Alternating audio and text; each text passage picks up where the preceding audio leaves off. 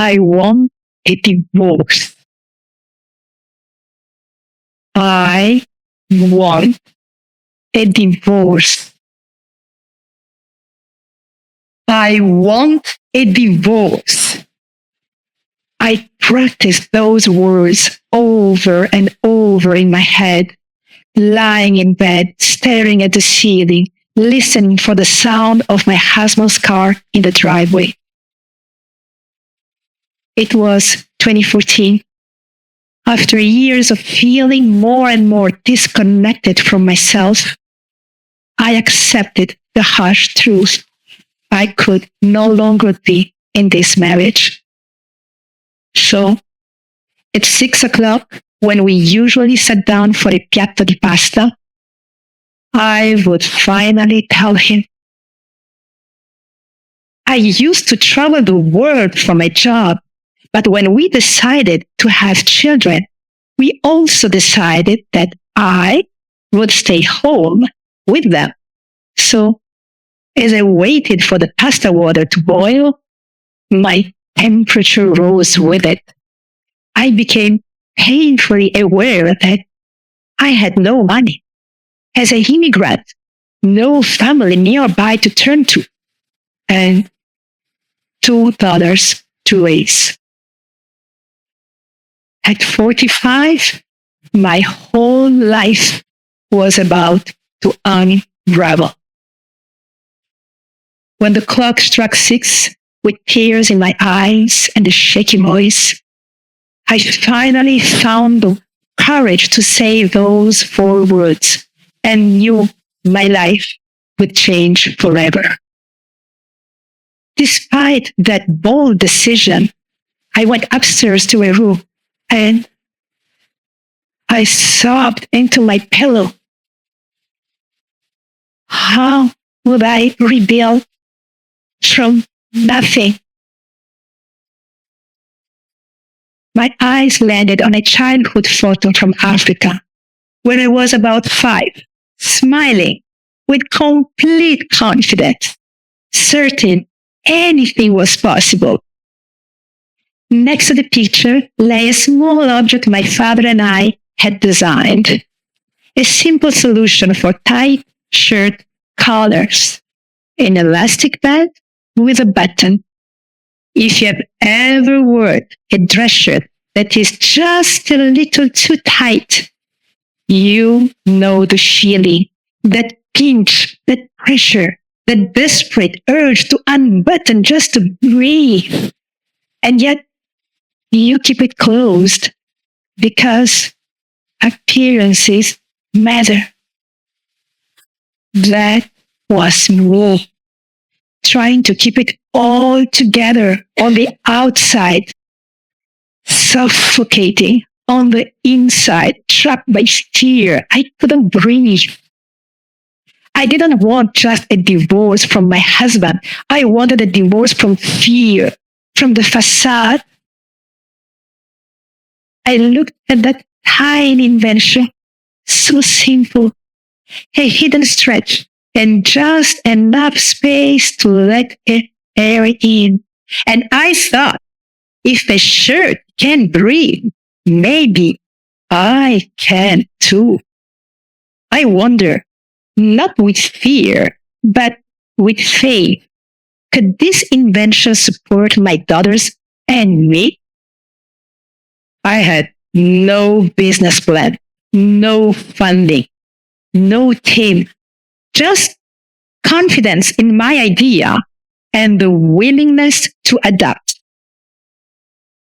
That was the beginning of what I now call adaptable conviction, an expansive mindset for building something when you have nothing.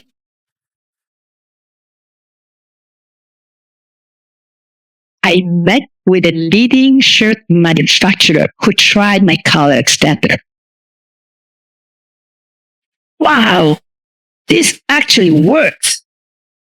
I was overjoyed until he said, the problem is this doesn't exist yet.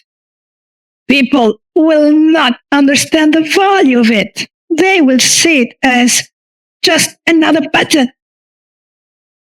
What do you mean, just another button?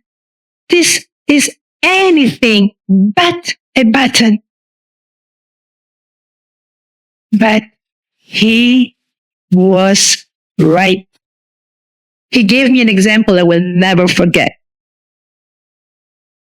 When someone buys an expensive pair of shoes, they also buy the polish, the brush, the protector. Suddenly, it clicked. On its own, my invention was insignificant, small, almost invisible, but positioned as a comfort accessory alongside a men's premium treasure, it could become essential. I had two choices: contract, defend my idea at all costs, and stay small, or expand, recalibrate my invention, and position it as essential to the dress shirt industry. I chose to expand. That was adaptable conviction.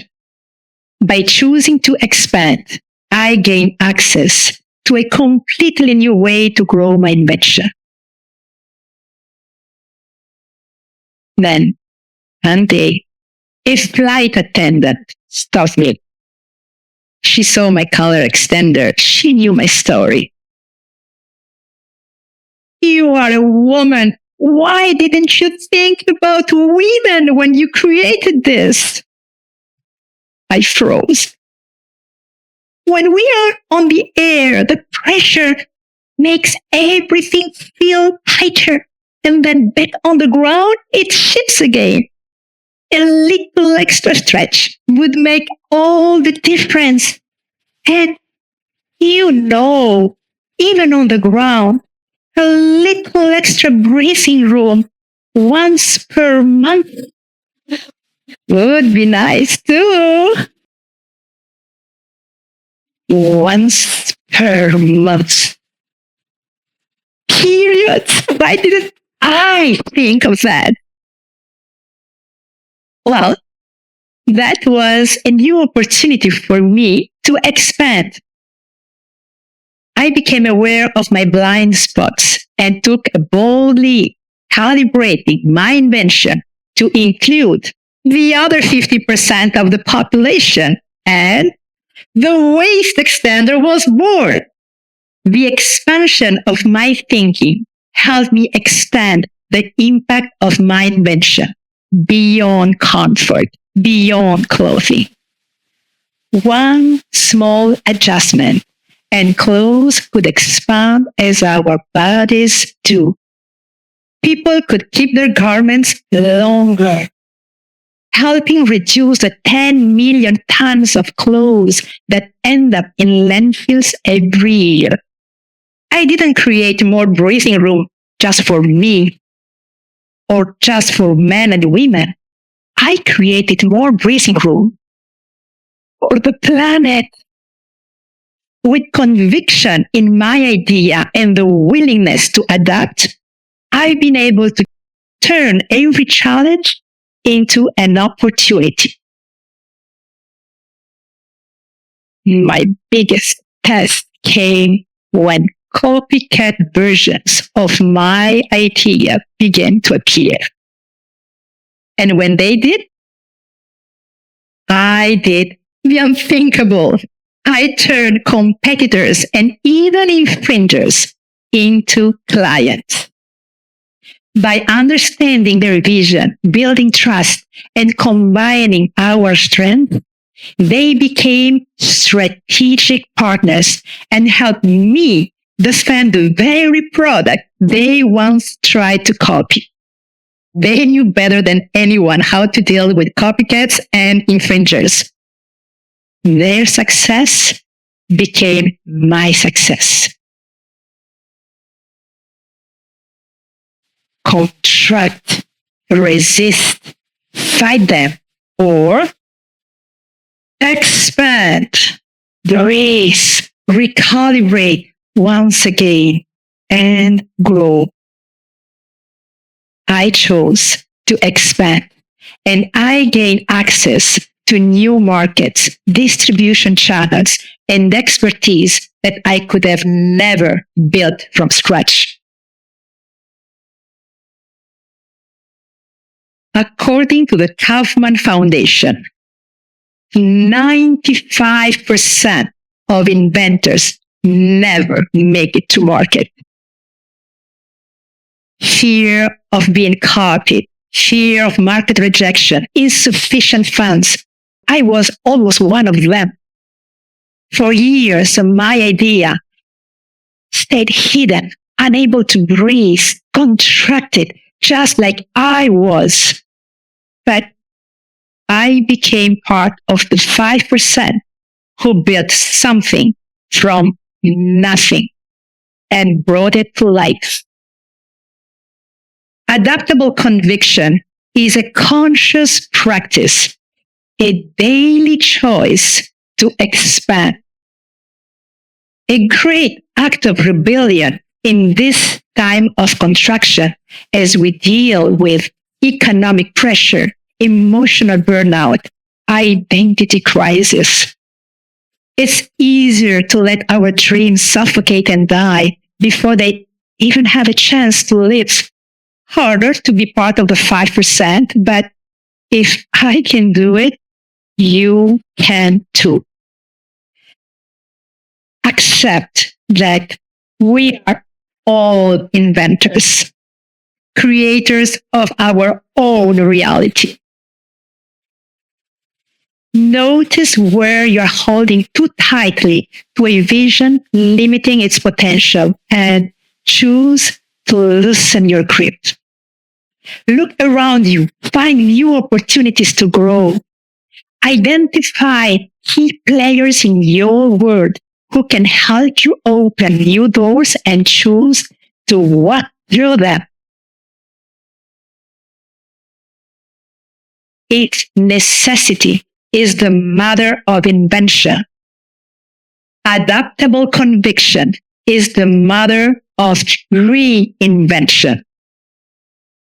It helped me rediscover the confident smile of that little girl. Remember? The one who believed anything was possible.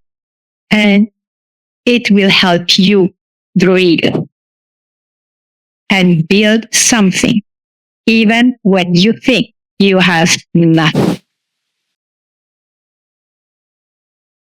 Thank you.